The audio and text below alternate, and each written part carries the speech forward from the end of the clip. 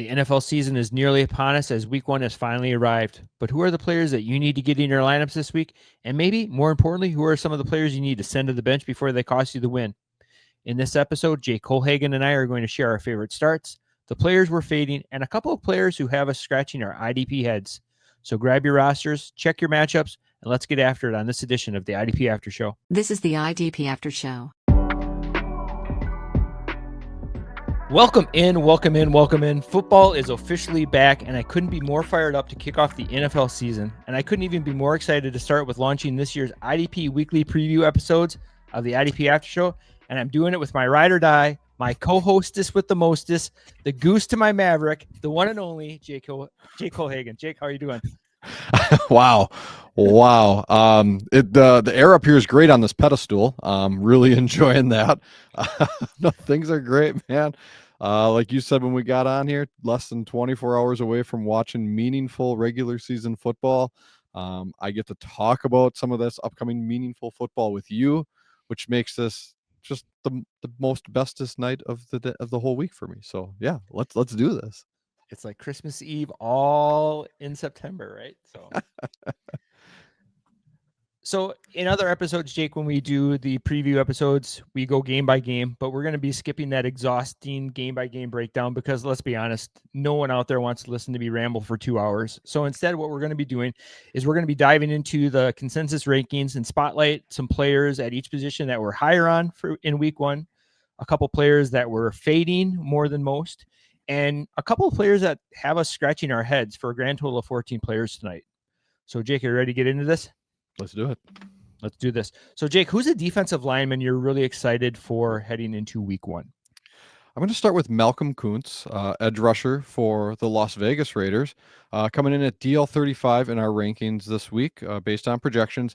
So when you look at New England, they've done a lot to retool things on the offensive side. But even with that, they're still coming in with the 4th worst PFF rated offensive line. And last time we saw healthy Koonce, which was unfortunately back in 2023, his 2024 season was robbed from us due to an injury. But we had him at a very, very healthy 15.11% pass rush pressure rate. So you're talking 1 out of every 8 pass rushers better than that. This guy's actually generating a pressure, and you stretch that out over 63 plays of a game. He'll probably, get 50 opportunities, 40 opportunities. That's so likely to result in a sack between the cross-section of that poor offensive line play, his ability to consistently generate pressure when healthy. And you look at the little cherry on top of all this, Drake May, while, probably everyone's favorite, breakout pick for, late round quarterback this year. While he does like to scramble, that does mean that he likes to hold on to the ball longer. When you're giving guys who are successful at generating pressure an extra half second because you are trying to either create by holding on to it and moving around in the pocket or potentially even try and scramble, that is just a recipe for us to go ahead and find a sack for Malcom Koonce this week. So I feel great about his sack upside. He's a strong volume play, and it's a plus matchup overall for him. I think Malcom Koonce is a great start for us here in week 1 against the Patriots. And throw in the fact when you play opposite a guy like Max Crosby, who's going to command a lot of attention, the running back, the tight end is going to be on that side to chip. Koonce is probably going to see a lot of one-on-ones. And like you said, we got robbed last season of getting Koonce. And many of us were having Koonce as kind of like that breakout candidate for that season. We got robbed of that. So maybe we just put it on the shelf for a season. We fast forward. Let's run it back in 2025. And camp news has been amazing for him. So let's go wheels up. So I like it. As painful as it is for me to talk highly about a Minnesota Vikings player, I need to do it. So the player that I'm really high on this week is Dallas Turner. And kind of depending on your matchup heading into week 1, if you're looking for some upside at the edge position, I don't know if there's a player that has more upside this week than Dallas Turner does. Obviously, we got the draft capital. He was a former first-round pick looking to step into a bigger role. We didn't really see him play at significant snaps last season, but I think some of that was due more in part to Andrew Van Ginkel kind of coming out of nowhere and having this like blow-up season that no one saw coming. And I don't think even the Vikings had envisioned Van Ginkel playing the role that he did. So you have that kind of capping his ceiling, Turner's ceiling, and Van Ginkel's really banged up right now. He hasn't practiced for like the last 2.5 weeks. And so even if he does play, I can see a very limited role for him. Van Ginkel was propped last season by a lot of big play, splash plays. He had 2 interceptions returned for touchdowns. So looking at that, that's 15, 20 points, depending on the league scoring. That's going to obviously elevate him in the status. We have Jonathan Grenard on the opposite side, who is a PFF darling. I mean, he just does everything the right way. And those are the kind of metrics that can be repeated from season to season. So when I say all this, it's kind of like, well, where does kind of Turner fit in? But, the reports are saying in camp that all 3 edge rushers are getting time on the field. So that means Turner's snap count's going to go up. He's going to get more opportunity, and more opportunity leads to opportunity to generate points. Like I mentioned, Van Ginkel hasn't practiced a lot of camp, and I can just see a scenario where, we see almost a role reversal where Van Ginkel is playing the Turner role this week if he's playing. And then again, you got that star treatment on the opposite side with Grenard. And, the Bears, although their offensive line is improved, it's going to take some time to gel. And, week 1, it's probably not prime gelling season. So, yeah, I really like this call out. I'm hopeful and intrigued to see what he can do there. I mean, they did retool that, but you know what? The Vikings also added some more talent to that line overall too. On the interior, I believe, was it Kinlaw that they brought in there as well. And it's things like that where pick your poison across that front, right? And I can definitely see a world where Dallas Turner is able to run down Caleb Williams here on Monday night this week. It's the only time I want to prop up a Minnesota Vikings player. So we'll quickly move on to the next position. So Jake, next we're going to talk about some linebackers that we like more than most. And who's a linebacker you like in week 1? Yeah, I really like Jordyn Brooks, linebacker for Miami Dolphins. Now, he's already rated up at LB7 in Mike's projected rankings here.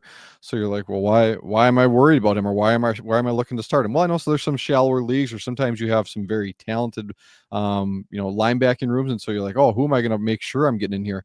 Well, Jordyn Brooks is an absolute smash start for me this week. I really, really think that he has the upside for an overall LB1 week here to start off the season and really get us off to a hot start. The big thing for me here is they do have the talent up front. They have Zach Seiler. They have, a litany of edge rushers and Bradley Chubb, Jalen Phillips, Chop Robinson, hashtag foreshadowing maybe on that last one. And with that, I really, really, really like what he can do and what he's done in the past in terms of his efficiency to tackle, operating behind a strong front. He's got Tyrell Dotson there who seems locked in as well. So they have consistency in that front 7. They have the talent. And now what really comes in this matchup here is Shane Steichen historically has been one of the fastest and highest volume play callers when it comes to the Indianapolis Colts offense once he's been there and running that. And when we look at linebackers, what are some of the biggest things we talked about, right? It's the ability to get on the field, and then it's the ability to stay on the field. And then volume is what translates into a lot of that success for us, right? As the most stable baseline. And I think this is going to be a week where we see the Colts continue that type of approach, especially with Daniel Jones. They're going to look for, quick, short, fast plays to try and keep the ball moving down the field in small to intermediate chunks. And this is just going to allow Jordyn Brooks to be able to be active, be around the ball as he consistently has in his career. It just wheels up for Jordyn Brooks this week. I would love to see him get that LB1 overall finish and feel very strongly that he can do it in this matchup. Yeah, we're always chasing volume. And like you said, the more opportunities you get, if we can increase our plays, our offensive plays against our defenses, like 10 or 15 extra snaps per game, well, that's 10 or 15 more opportunities. And if a guy is getting like a 15 or higher tackle rate, that's 2 more opportunities to make a tackle or a pass breakup or a forced fumble, Yeah, chase that volume wherever you can. All right, a player that I am excited about for the linebackers is no stranger to linebacker territory. One is Foye Oluokun. If you're setting your IDP lineups for week 1 and you're not starting Oluokun, you're doing it wrong, or you probably have the deepest linebacker room on the planet. The Jaguars, he's obviously the defensive captain. He's a tackle machine. He's led the NFL in tackles 2 of the last 3 seasons. And I don't think that type of production just disappears overnight. I know last season we saw a very different role for Oluokun, but I think this is the Oluokun of 2023. We're going to get that one back. Week 1 against the Panthers, I think, like the Colts, is kind of a low-key underrated matchup. Carolina's offense is young. They're going to lean on the run. They're going to use that short intermediate passing game, and that fits perfect into where Foye is going to be on the field. I think also having a new defensive coordinator with Anthony Campanelli, he's going to get back to that more traditional role for Oluokun, and he's going to be involved in the blitz packages. So that's going to give Oluokun that big play potential. So if you're playing in big play leagues, he's your guy. If you're playing in tackle leagues, he's your guy. He's almost kind of matchup proof, and you had a spoiler tease earlier about a potential player that we might be talking about later. There's a lot of buzz right now who the linebacker 2 in Jacksonville is going to be. And whenever there is some question marks at the other spot, that almost makes it feel more insulated for the values of the guys that we know. And, Foye is probably going to be at or close to 100% for snaps in week 1. And so, like Brooks, sign me up. He's got a solid matchup. He's going to have the volume and opportunity to do it. So, this is the bounce back season for our star linebacker from the last couple of seasons. So, yeah, I mean, you talked right. He was top linebacker, said 2023. Pretty sure it was also in 2022 in most scoring formats, right? And before that, he was always, a consistent top 12 or higher type, player. And so I know last year we really hope an anomaly, and we feel very strongly that it is. So even calling him out here is, at worst case, it is a strong PSA to say, right? Everything that we've seen in the preseason, the coach speak, and other stuff like you've alluded to, like the LB2 competition, everything points to we need Foye in the middle of this defense, running this defense and guiding this defense, both with his play and obviously his ability to get the team set. So I couldn't agree with this more. Wheels up Oluokun, and let's see if we can't get back to that LB1 season. Now the real question is, are we going to do some sort of friendly side wager here? Like, who is the LB1 overall this week, right? Or who's closer to it, right? Do we get a Foye Brooks bet to see whose is better? Ooh, I'm down. I love it. I was going to bring this up later in the episode, but this kind of just naturally transitioned right to it. But, like you mentioned, Jake, about all of the preseason snap counts and the usage, and, we all get sucked into watching every snap during preseason, they played this many snaps and all that kind of stuff. Do we as fans of football get the wool pulled over our eyes sometimes? And week 1 is tricky enough to navigate, but then we have some of these situations where we're not quite sure, we're looking at Devin Lloyd, Ventrell Miller kind of situation. For the casual fan who rolls out Devin Lloyd into his lineup, all of a sudden, well, what happened? He got 2 points, is that something that as a fan of football, we don't see coming?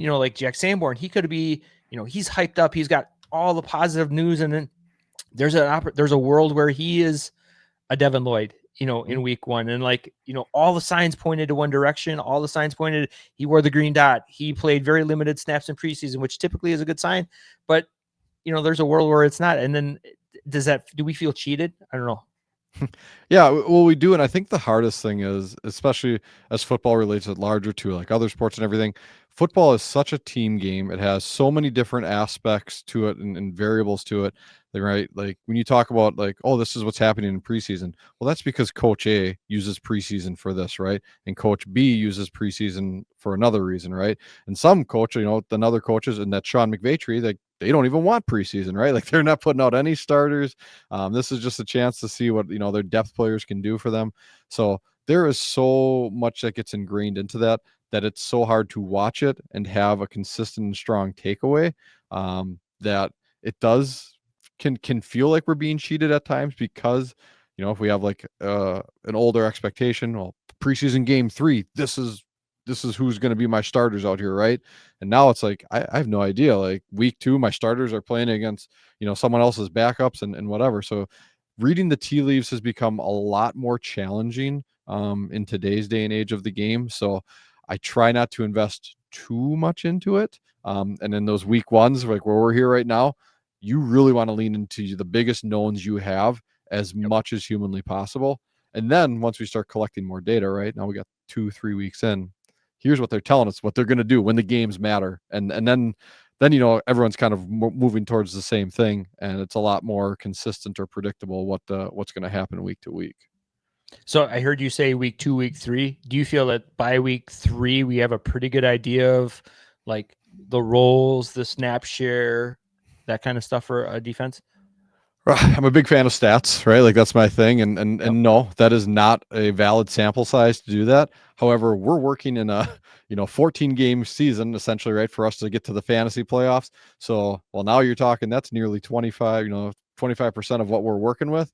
You just have to work with what you got and do the best you can. So no, it's not enough, but it's enough in the given context. And I think you said it too, like football is such a different sport than all of the other ones because there's such a longer season with many of the other major sports where every game matters. That sounds really cliche, but like when you have fewer games, like you have one game a week and then sometimes you have a bye, whereas like with baseball, you have such a huge sample size, with basketball, with hockey even. But here with football, we have a 17 or 14 game schedule, like you said, to get to the playoffs or maybe win it, where like we don't have the luxury of waiting and getting that large sample size of data. So, I almost think we're paralysis by analysis sometimes in these preseason games because we need it almost. Yeah. So, well, that's why you go narrative chasing, because you don't have the data. So you're trying to fill the gaps with these narratives. And some people are really good at it. Some people are really lucky at it, but it's hard, right? And that's why we're here. And we're going to try to help get you there as best we can. But, Yep. And that was probably a great segue into the fades, just because like trying to eliminate as many variables as you can, where you're kind of thinking about, hey, this is what I know for sure. I'm going to put what I know in my lineup for sure. And then, try to eliminate the risk there. So, but before we get to the fades, we do have our 2 defensive backs that we feel very strongly about and we like this week. And Jake, who is your defensive back? Well, I'm dipping back into that Raider well, and I'm going to go with defensive back Jeremy Chinn. We got him at defensive back 32 in the rankings. But when you look at what we're going to call the linebacker play in Las Vegas right now, with, again, reading the tea leaves, Devin White wearing the dot all preseason, Landon Roberts, Jermaine Pratt, like that's not a strong front there. And you Jamal look at Adams, Jamal Adams, there's a throwback, right? But you're spot on. Jeremy Chinn, who seems to have at a minimum locked down the nickel role, when it comes to those types of personnel packages. I think he's probably someone that they're going to very quickly realize is one of their best options as far as that big nickel too, to bring him in as another linebacker inside the box at times too. He is going to, in my opinion, very quickly assume that type of role. He is going to absorb a ton of that tackle in the middle of the field, because I do not believe he's playing next to very talented individuals when it comes to NFL terms. And so I love that. And we've seen him be nothing but super successful when given that exact type of opportunity. You look at how he came into the league with the Panthers as a rookie, right? They immediately saw what they had and had him in those roles. He capitalized on that. Albeit maybe, some of it was propped up with big plays, defensive touchdowns, like you talked about with Van Ginkel. Had a bit of a down, turn when the utilization wasn't well at his end of his time in Carolina. Got another shot with Dan Quinn and the Commanders last year. And what did we see Dan Quinn do? Get him back into that utilization. Dan Quinn loves a good box safety, right? So that's I'm very confident we're going to see the same thing with him here. I think we can feel very confident plugging Jeremy Chinn into all of our lineups. And yeah, I can't see anything else in this defense that's going to keep him off the field from being a top playmaker for them. No, and I think you nailed it too, with just the role and the players in front of him and beside him. You mentioned a bunch of NFL players when you were going through who he has in front of him. They are amazing athletes, but like you said, in the term or the realm of NFL, they're not studs, they're not elite. They are the definition of a jag, and there's a reason Devin White's on multiple teams. There's a reason Landon Roberts is on multiple teams.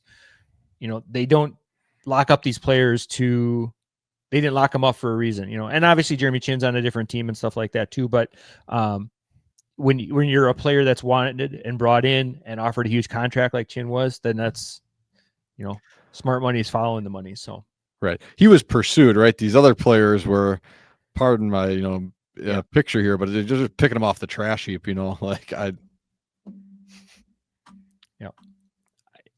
like that. And this is a perfect segue for my defensive back. So remove Jeremy Chinn from the Dan Quinn defense in Washington, insert Will Harris.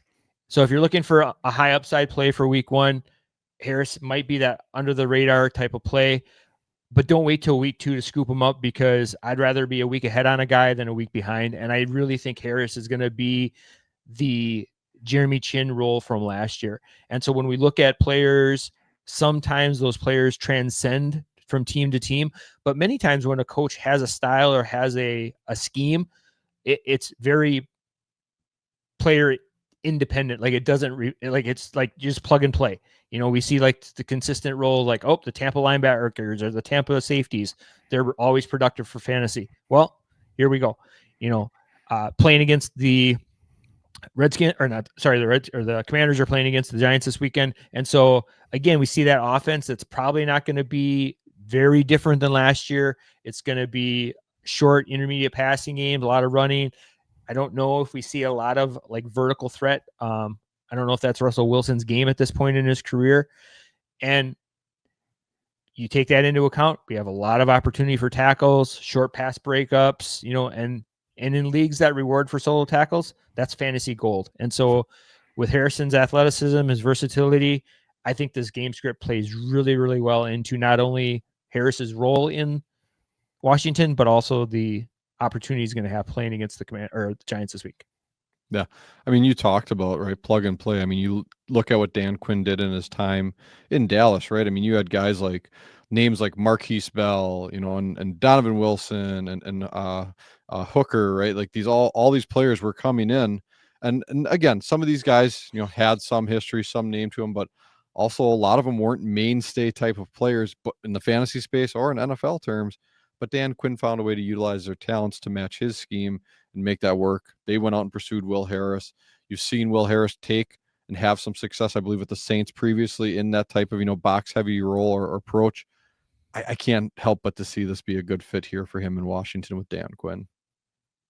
And I know we joke all the time about Johnny's take about for the price of a mouse click, but he is a very under rostered player even now. Like we're days away from the start of the season, and he's very low ownership and rostership across all formats. And so he has, in my mind, easily DB3 like floor with his role this season, and I could see some DB1 scoring type weeks from him, like where he could flirt with, DB1 scoring. He probably won't be a DB1 at the end of the season, but he could definitely have those spike weeks. And especially when you get to those bye weeks, a player like Wilson is going to be a really nice piece to have. And like we said, get him now before everyone else hears about him. So, all right, that's going to take us from our players that we are a little higher on this week. Again, we had 2 defensive linemen, Malcom Koonce and Dallas Turner.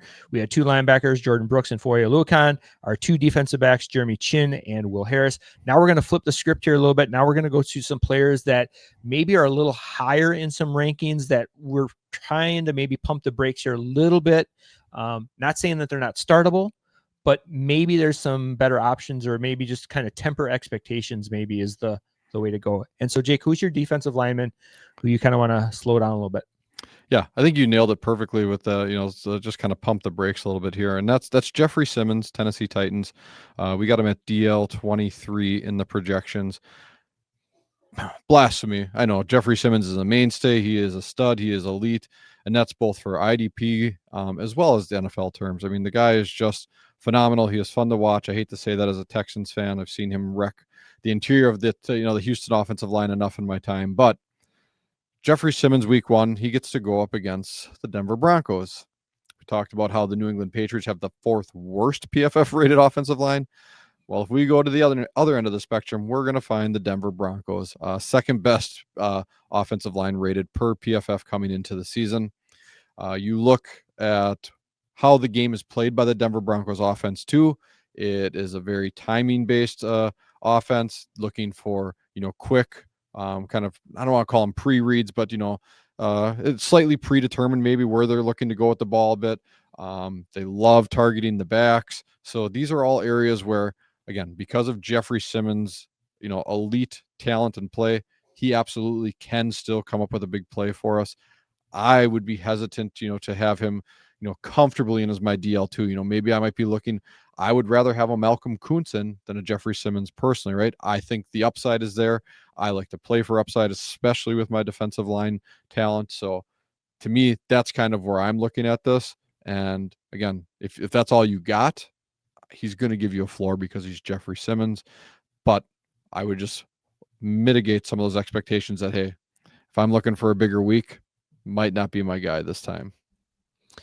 And especially with those timing-based offenses, Jake, we often see a lot of those plays going to the outside, to the boundaries, and Simmons playing in the middle, anchoring that defensive line, isn't going to be out in space covering, and so he's going to have very little opportunity. And like you mentioned, those quick timing plays, they're designed to not let Jeffrey Simmons type players impact the game, And so there's a reason there's offenses exist, and it's players like Jeffrey Simmons, who's better real life player than maybe fantasy for week one. So do you so if you're in a defensive tackle league, Simmons is probably still a top 12 option, Yeah, just because I think when you're in a DT required league, I liken it a lot to tight ends, right? Like there's clearly a top end elite tier to this position. And after you get outside of that, top 6, top 8, depending on scoring and where you all sit with everything. Well, now you're looking at these defensive tackles. Defensive tackle 10 isn't that much different than the defensive tackle 20, right? And so, yeah, you're still going to put Simmons in as a DT1 because you're probably just you're streaming everything else behind that anyways. Yeah, no, totally agree. And that's exactly where I was kind of going with my player. It's Quinnen Williams, and for a lot of the same reasons that you mentioned, Jeffrey Simmons, he is a beast as a NFL player. But I think that fantasy managers are kind of living in the past and kind of propping him up a little bit too much from what he did in 2022 when he had his big breakout season with 55 tackles and the 12 sacks. He hasn't had more than that number of sacks in the 2 seasons combined prior to 2022, and he hasn't had more than 12 sacks in the 2 seasons after 2022. So that was truly a breakout season for him, and he hasn't really come close since then. I think the Jets are a team right now that are kind of trying to look for an identity. They have a new coaching staff. They brought in some new players via the draft or through maybe even getting healthy with Jermaine Johnson. And so we have this team that's trying to gel, find their identity. And like you had mentioned too, with sometimes their offensive lines need to work together. I think the defensive needs to kind of figure that out as well. So, if you're playing in a defensive tackle league, you probably vested early in Williams and you feel like you're almost handcuffed to play him. But I think there's probably just as good, if not better, replacement level players around there. Trevondre Sweat, I think, has got just as much upside, if not more. You had mentioned Zach Sealer earlier from the Dolphins, just wrecking plays, regardless if he is talent around him or not. Even a player like Grover Street for Indianapolis, I think, has got a much higher floor here than Quinnen Williams does. So, stop living in 2022, get with the times. Let's live in the now. So, but to your point too, Jake, about Jeffrey Simmons is going to be a top 12 option at the defensive tackle. Is Williams still a defensive tackle 2? Is he a must start in two defensive tackle required leagues, or is he not yet? Yeah, I could still see him in the top 24 for sure, even top 20 pretty comfortably. But again, right, you can definitely stream matchups at this point, right? You go and look at, not saying this is the case, it's just a name that comes off the top of my head because I'm looking at all the Raider stuff, right? But an Adam Butler even in a very plus matchup against a weak interior New England Patriots, he might be a solid play yet still for it too, in that DT2 range. So, you really kind of got to weigh a lot of those things. And, it's just another PSA. Like, I feel like you're coming out here, right? Like, don't just be looking at names or don't just be living off the hype of the past, right? Like there's real things to look into and dig into here. And it's like, kudos to him for everything he did in 2022, but 2023 and 2024 are our most recent samples of information. And they're telling us, hey, maybe we want to hesitate just a little bit here before giving him a DT1 type of crown, and obviously looking to plug him into a lot of our DL spots here for week 1. Yeah, I think you kind of nailed it there when you were just talking about, that recency biased a little bit. We often get guilty of chasing stats from previous season or seasons, like a couple players that are on this list coming up, that's great. They had a great breakout season. Andrew Van Ginkel had a great breakout season, but there is a very, very few worlds where he's going to be the Andrew Van Ginkel from 2024 this year, already dealing with an injury. He was propped up by big plays with interceptions and touchdowns. You regress to the median a little bit there, and he's an average player probably on your waiver wire. So. All right, switching to our linebacker. Jake, who do you got as a linebacker to fade this week in week 1? Yeah, a little 2 for 1. It's really just one is the big target because, we're looking at the Jets linebacker room. I'm not going to say sit Sherwood. Sherwood is, I think, too talented. And he showed he can be an absolute tackle vacuum last year that we saw Quincy Williams even regress a little bit in terms of his overall performance. And I think that that's going to continue to be the case. But when we really look at the matchup, that's what the core of this is for me. We look at someone in Arthur Smith running that offense in Pittsburgh, and we look at Aaron Rodgers manning that offense there now in Pittsburgh. And we have now paired 2 of the historically slowest pace of game players that there have ever been, at least in the last, 15 years here, in my opinion. You got Arthur Smith, who he's going to run that ball with all 17 of his running backs. He's going to make sure they all get 3 touches. You got Aaron Rodgers, who loves to be able to survey that defense, all the way down to 3 seconds on that play clock. And now you're talking about a running clock, a quarterback who's going to have one of the most time spent before snap. You're just going to naturally limit the play opportunities that do exist. Most games run somewhere between 62 to 64 plays or opportunities for offenses, defenses on average over the last 10 years. Pittsburgh, Arthur Smith teams and Aaron Rodgers teams are historically always at the bottom end of that range. And now you're talking about, we're going to start chopping off 5, 7, 9 plays off of this game. Well, you just talked about how great earlier when we were talking about Jordyn Brooks, how great it would be to get 10 more snaps, 10 more opportunities. Well, what happens when you take away 10 more opportunities, right? Like, that's going to kill you. Now, run heavy offense should lean into the linebackers being able to still prop themselves up. So Sherwood, coming in at LB4 for us, still a top 12 play for this week, right? But maybe just a little hesitation for him trying to, give us that LB1 overall week. Quincy Williams coming in at LB26. He's probably towards the back end of that LB3 range for me.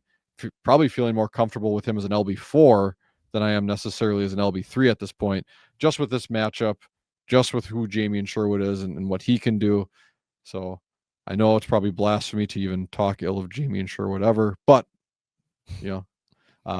Quincy Williams is the real one here that we probably are going to want to get out of our lineups unless, like I said, into that LB4 range. If Arthur Smith could run 14 personnel, do you think he would? If he could run somehow without a running back, right? Just right. 5 tight ends, let's just go 10 offensive linemen. 0-5 personnel. Right. 5 offensive linemen, a quarterback, maybe. And then 5 tight ends. It would be black and white TV. It would be like leather helmets, black and white TV. So 3 yards in a pile of dust, right? Or a cloud of dust. A linebacker that I'm not super excited about this week or this season is going to be Frankie Luvu. And I know that that's going to probably be maddening to some because, wait a minute, just look at what he did in 2024. Yes. But we just kind of alluded to not chasing last year's points. I think 2025 is going to be a huge regression to the median for Luvu. A lot of his production was built on sand. And what I mean by that is that it's great for a moment, but it's not built to last. It's going to erode, and those plays are not going to be there like they were this season for him. He had 8 sacks as an off the ball linebacker. That is like not sustainable. That is not a repeatable stat. That's a statistical outlier, and not a trend, unfortunately. So sure, he finished as linebacker 16 last season, but like we just mentioned, that was all inflated by big plays and splash plays like that. There's no consistency in tackle volume. And volatility is an enemy for IDP. Like we like to be consistent. We like to kind of have that known. With so much unknown on the defensive side, we need to eliminate those risks. So I see him right now. He's ranked as a back end LB2 in a lot of rankings, and that's just way too high. There's so many better options, safer options. We mentioned about offenses being very slow paced. I know the Giants are a very different team than they were in 2024, but they were a bottom 5 offensive pace team last year. So, again, just like you'd mentioned about the pace of the game, fewer tackle opportunities, fewer chances to blitz, all of that game script kind of neutralizes Luvu's strengths. And that's, pin my ears back and go, and so just kind of, I don't know, just he's propped up way too high, kind of drafters, managers, and just kind of rankers right now are living on in 2024. And, his PFF scores weren't great. He was a 72nd overall linebacker last season. And again, that was largely popped up by his pass rushing metrics. If you look at his tackling, his coverage, they're all pretty rough. And so I think he just had an ideal season, and he's not going to be able to repeat that. So if you're looking at Luvu or option B, I'm probably going to pick option B more often than not. Yeah. Scott and I talked about this in some of the IDP drafts episode, right? Like he was someone who was a prime regression candidate for his scoring. A lot of people, when you talk about like wide receivers, right? Touchdowns are not a sticky stat for them, right? They're not constantly scoring 8, 9, 10 touchdowns every season. Now, outliers exist. It happens. It's the same thing with linebackers here, right? What's the most sticky stat year to year? What's the easiest one to draw correlation and predictability to? It's tackles, right? And that's what we want to see for them. Well, we can't draw that predictability or that correlation if they spend 100, 200, 300 of their snaps along the defensive line. You talked about Foye returning to form. He spent so much of his time along the defensive line last year. And what did we see? Oh, one of his poorest tackle performers in the last 5 years. Frankie Luvu, who is amazing for what he does on an NFL field. And we've seen him do some of this high sack production previously in spots like Carolina, but he hasn't done it every year. And so to sit here and come back and be like, well, he did it last year or he did it 4 years ago. Well, you know what he also did? He didn't get the, 5+ sacks, just 2 years ago and 3 years ago, right? And then his rookie year, right? So, I mean, there's too much volatility in here for week one. For me, like you said, there's strong options out there at where this guy is coming in the rankings and where people have him that I'm going to be a lot more comfortable not shooting for the big play upside or relying on that to get me through my week one matchup. So yeah, definitely looking to fade Luvu here this game, and as well as, like you said, potentially a lot of this season. I think, like he's really going close in drafts to a player like Caden Ellis, and I would much rather have Ellis just because of Ellis has such a higher tackle floor. Like he's got a very different role in a defense. Yes, he's got, Ellis, I think, was the second linebacker in sacks last season with 5 or 6, but he makes up points in other areas where he's not just sack dependent, whereas Luvu's game is strictly based on, if he can get to the quarterback or not. So.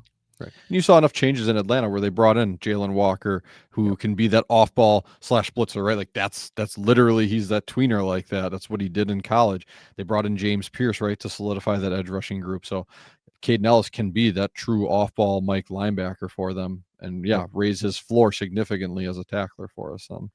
Yeah, and not to get off on the Atlanta linebacker core, but they brought in Divine Diablo, who's going to be that coverage guy. So like Ellis's role just seems to be so locked in. Like, okay, you're going forward, eyes front, attack the ball. So ironically, fading the defensive back is our last segment here before we get to our players that are confuddling us. And Jake, as a late round DB truther, who are you not in on for week 1 as a defensive back? Well, you talked about, Frankie Luvu, and we talked about the alignment of him, where he's lining up and what that means to us. Well, that's exactly what we're going to look at here with our fade, and that's Kevin Byard of the Chicago Bears, currently coming in defensive back, 28 in the projections for week 1. To me, this is just a tale of two seasons, right? Last year, when they had Jaquan Brisker in the lineup, we saw a different utilization for Kevin Byard. Jaquan Brisker unfortunately suffered a concussion last year, and in one of the more anomalous things ever, like he was out for like 9-10 weeks with this concussion. Like I just don't feel like I can't recall too many situations, if any, really, like where something like that happens.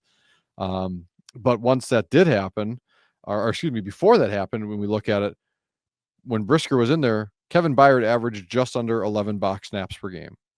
So, he had some opportunities, but really not a ton, right? Enough to maybe help raise it a little bit.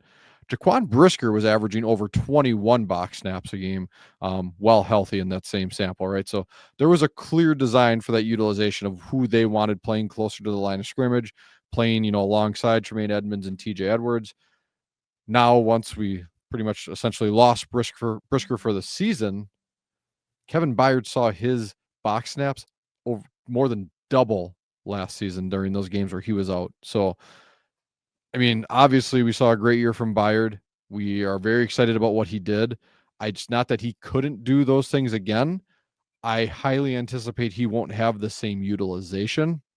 And as such, I would think that his effort or his stats are going to regress a little bit for us, and we're going to see them drop to the point where I don't know that I'm fully in on Kevin Byard here in this matchup. You also look at, as they go in this matchup with the Vikings, Kevin O'Connell. I truly believe from a game script perspective, we are going to see JJ McCarthy more eased into week 1. And I think, their actions with signing Jordan Mason or trading for him and signing him and Aaron Jones, I think that's going to be the case. I think we're going to see less opportunities downfield. And I think that's just going to leave Kevin Byard kind of wanting a little bit more for us this week. So I would look a little bit of a different direction here for my DB3 instead of Kevin Byard. And at a position where there's so many options, like with the evolution of the passing offenses now, like the nickel cornerback spot has become maybe almost the new strong safety. Like for years we were chasing who that strong safety was, whether it was, through our lads or whoever had listed the strong safety. Those were the players that we were really truly looking for. And now it's like, it's kind of the role is changing. Like all of a sudden those nickel corners are becoming almost more intriguing because they're in that IDP sweet spot where they're getting all of those box snaps and just being so much closer to the action. So, well, and you see a lot of things too, right? With the way the NFL is today, you got your nickel, defender right there. Now all of a sudden they're like, okay, well, I'm going to use some short motion to move my slot to the other side of the field. Well, now, what are we in? Are we in zone? We're man. How does this line up? Very zone heavy teams. Well, now, okay, your linebackers shift over, right? And now your slot is playing that weak side linebacker spot. And, maybe that, other linebackers moved into the defender role or the safeties come down. And so now you're getting your nickel acting like a linebacker out there too, which is just common with a lot of teams that use a lot of motion to try and prescribe those things, but also get the matchups they're looking for. So it's interesting usage and interesting how that can correlate to us for IDP.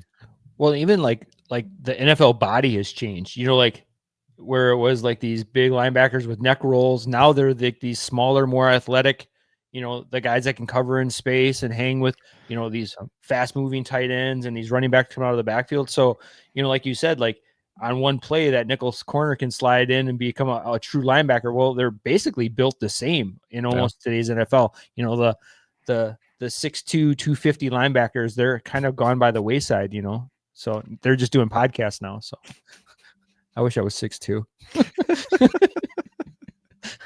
So, all right. One last player to fade before we get to our players that confuse us. And this one was kind of a tough one because Devon Witherspoon is like, by all accounts, the cornerback one by many rankings across the industry right now, just because of his role and utilization. But Jake, you teased it out perfectly. His role is not going to be the same probably in this Seattle defense going forward. He played a lot of slot corner last year. He, crashed in. He was playing near the line of scrimmage, but they drafted this kid, Nick Emenwari. He's probably going to be playing some of that role. Well, now all of a sudden you have Witherspoon, like, let's kick you outside to play that true outside corner, and we lose a lot of value. And playing in Seattle's defense, they got Rick Woolen, who's there, who's a very solid defender in his own right. Don't get me wrong on that. But if I'm going to take my chances of throwing the ball, I'm going to take my chances throwing his way rather than, taking on Devon Witherspoon. And looking at their matchup this week against San Francisco, I'm not sure who the wide receiver one is in this offense. Is it Pearsall?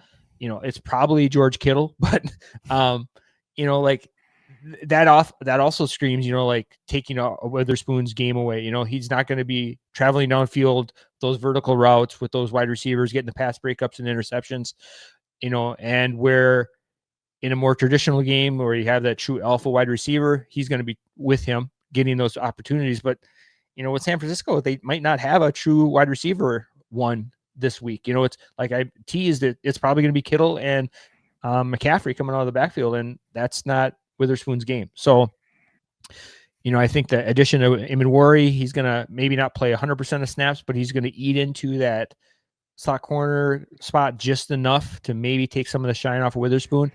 And like your moniker on your Twitter account says, fade the DB, for late round DB, like this is a true reason to do that because Witherspoon has been a hot name in the industry for a season or two. It's almost his time in this, his 15 minutes of fame is up. So it's on to the next. So, nothing against him as an NFL player, but just opportunities probably aren't going to be knocking for him. Right. And it's funny you say this. I just got a sleeper notification that Jawan Jennings just got an additional $3 million added to his contract this year. So as we're still trying to figure out who San Francisco's number one wide receiver is, they're still trying to figure out how much he's actually worth. But so is Jennings the number one wide receiver in San Francisco? It's still Kittle. Yeah. Okay.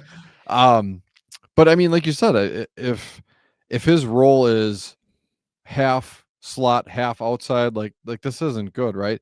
We saw like a Diamador Lenore be so successful for IDP last year because his role was 100% slot, and then if they were going to take the slot defender or nickel defender off the field, then he kicked outside, right?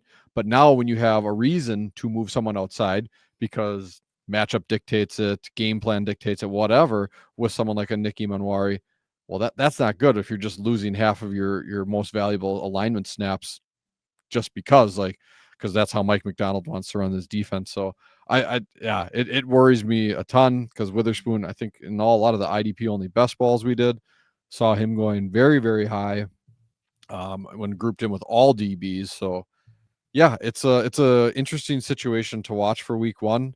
And because of all that uncertainty, I'm with you. I don't want to approach this. And, if you got a deep league, well, this is where you can go tap into on the IDPshow.com. Johnny the Greek's got his, cornerback corner, and you can find out who you could stream, with a maybe just as safe a floor and maybe even a little bit of upside for you versus a Devon Witherspoon here in week one. Yeah. And just kind of looking back at his, his snaps and stuff like that from his rookie season, he played in 14 games his rookie season, had 79 tackles. He had 3 sacks his rookie season and a forced fumble, 1 INT. Last year, playing in 17 games, 98 tackles, but only 1 sack, 1 forced fumble, no INT. So that true change in role is going to be huge. And we just, and those fantasy points are gone, for a player like Witherspoon, who in his early career relied on those box rolls. So not going to be there. So this last segment here, Jake, this is a player that wasn't a start wasn't really a fade, but just their role, their situation, maybe heading into the season, just has us kind of scratching our heads. Who is a player that in week one you're kind of like, I could write a scenario where he's a start. I could write a scenario where he's a fade. What do you got? Yeah, I mean, I talked about Jordyn Brooks and the Miami Dolphins earlier. I talked about that strong front they have. And well, what I'm confused about is for what does that mean for Chop Robinson here coming into week one? He had such a strong end to the year last year. Really showed why he, just got the draft capital that he did, and that's awesome, right? So wheels up. Guy was a stud at the end of the last year. That's a great indicator leading into this year, and normally it is.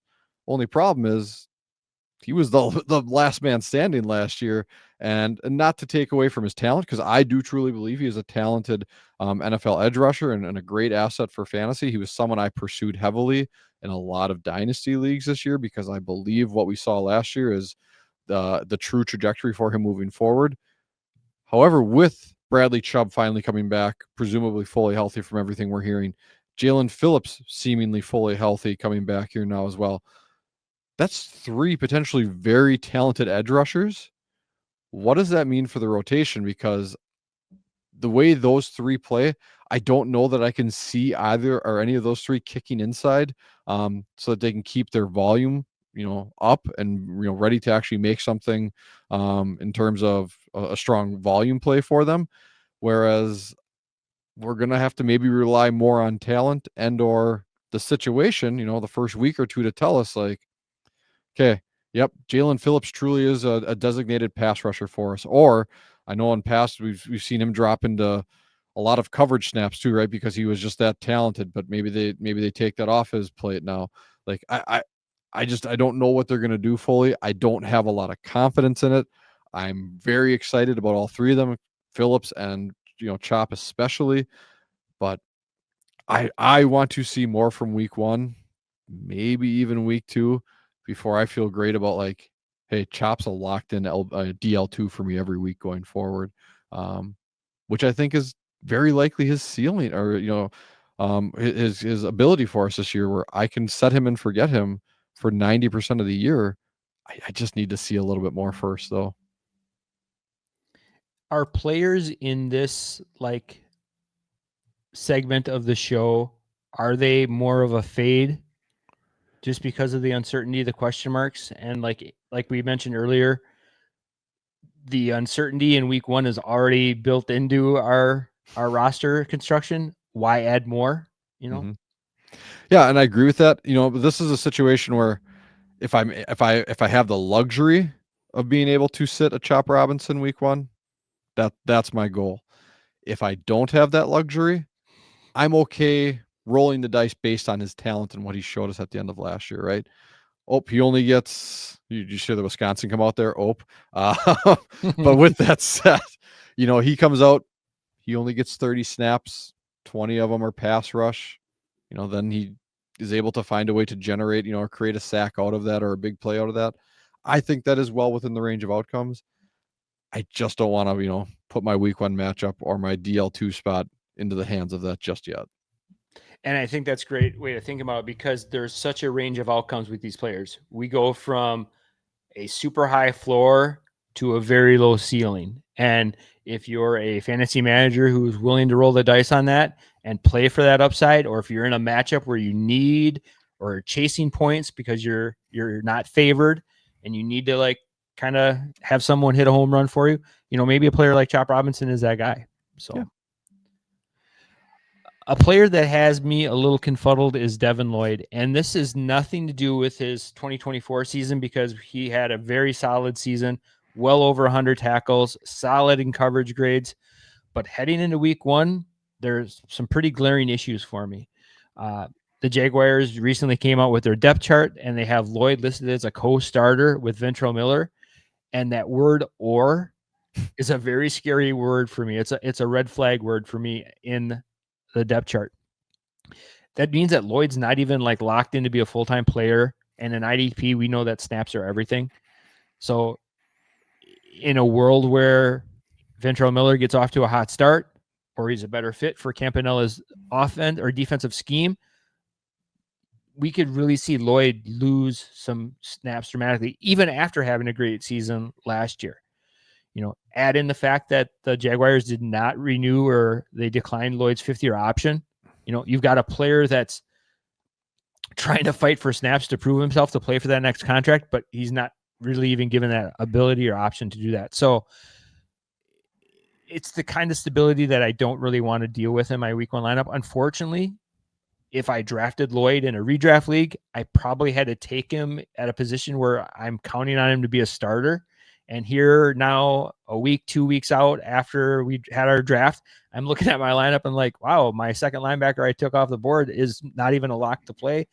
I'm kind of scratching my head here. So like Chop Robinson, I need to see a week. He's a risky start. He's got that super high ceiling, what we saw at the end of last season, but he also has that really low floor where, 30% snaps and we're looking at a 2-tackle game and like, oof, you just lost me my week, Devin Lloyd. Thank you. So if like Robinson, if you're in an option, if you have the ability to like fade him this week, definitely do so until we see what happens. But, unfortunately, some leagues don't have the depth to do that. So. Yeah. And I mean, you talked about it perfectly. Volume is king when it comes to this scenario with our linebackers, right? We chase the green dot news and information with Mike Wohlert because 100% is that real floor we want. We really don't get too excited unless they're 80, 85% as a minimum threshold for their snaps. But when you're talking about a guy coming out on a depth chart with listed as I know we said we try not to read too much into the preseason, but we saw Foye play and he came off, and then Lloyd would stay and he'd rotate with other guys. He'd rotate with Miller. He'd rotate with, other guys, Kaiser and all this stuff. And it's like, okay, why are we doing this, right? And then the final game, Yes. Final preseason game, he dressed with all the people who, almost every other person got the starter treatment for a rest and not dressing for the game. I mean, again, we're chasing narratives here at this point, but when it walks like a duck, talks like a duck, right? Like, we might want to start paying attention. And I think this is one where we need to pay very close attention. And yeah, we need to try to work our way through maybe avoiding this type of situation for week 1. I mean, like, shoot, if you can go out and get a D Winters off of, waivers right now somehow, like I would feel more comfortable with a Devin or a D Winters over a Devin Lloyd here for week 1, just because 100%. What they showed us there is we feel like, hey, this is a guy who's probably going to run out and get 90, 95% snaps in a Niners Robert Saleh defense that's been nothing but productive for LB2. So yeah, it's a noodle scratcher to say the least. All right, Jake, before we put a ribbon on this episode, what are your thoughts for this episode for week 1 NFL season? What are you thinking? Where's your head at? You know what? I'm just ready to jump back into this, right? Like, I'm already itching for, Tuesday morning to start diving into snap counts and alignments and utilizations. Like, I love those stats. I love seeing them. I love trying to interpret them, for what that means going forward, both for just on the NFL field as well as obviously for our IDP lineup. So I'm excited the NFL season is back. I'm cautiously optimistic about my Houston Texans. Maybe not as excited as you and the Micah Parsons led Green Bay Packers. But that's it, man. Ball is back, and I'm ready to enjoy every minute of it I can. Are you an owner who takes, or a fantasy manager who takes advantage of overreaction Tuesday after that first week is over? Like, you buying low on players and selling high on players that role's not going to be there 2 weeks from now? You know it. I live for fantasy stock market, man. Like, that overreaction Tuesday is one of the best. I remember having Hollywood Brown when he caught, I think, 3 touchdowns or 2 touchdowns from Lamar his rookie year, and I sold him for a pick that ended up being 101. Like, that's the dream, man. I've also had it backfire. I had Zach Bond last year, and after his huge game against Green Bay, I sold him for, I think, 2 seconds. That ended up being mid seconds. But you know what? I also gave up the LB1. So, swing and miss sometimes too. So We only talk about the hits, Jake. So we'll edit that. We'll edit that one out in post production. We'll take care of that. we only hit here on the IDP After Show. No, I couldn't agree with you more. And I love the buying low, the selling high, the piece that is so much more fun. And like you said, like Zach Bond's a great example of, a player that up until last season historically had not done anything. And that was such an outlier game. And, here we are. Now he's talked about in, top 3 linebackers in Dynasty. And he was, kind of an afterthought in New Orleans. So, but those Badger linebackers, just wait till never sleep on a Badger linebacker. Never wait till their second team. Yeah. So maybe that's the Jack Sanborn treatment, right? That second team. Yep. So there you go. Big brain. All right. Well, that's going to do it for this episode of the IDP After Show. I want to thank Jake for coming on and kicking off this podcast series with a level of professionalism that it deserves. So next week, I'll be back with my good friend Kyle Bellafuel, bringing you the week 2 preview series. So hopefully we avoid those injuries this week. We get some solid, concrete snap counts. So some of these question marks can turn into statements instead of questions. So Jake, thank you again for joining me. I appreciate it. Thank you for our listeners also for joining us as well. If you aren't doing so already, please make sure you hit that like, subscribe, and notification button so you never miss an episode of the IDP After Show or the IDP Show. Until next time, take care and good luck in your lineups. This was the IDP After Show.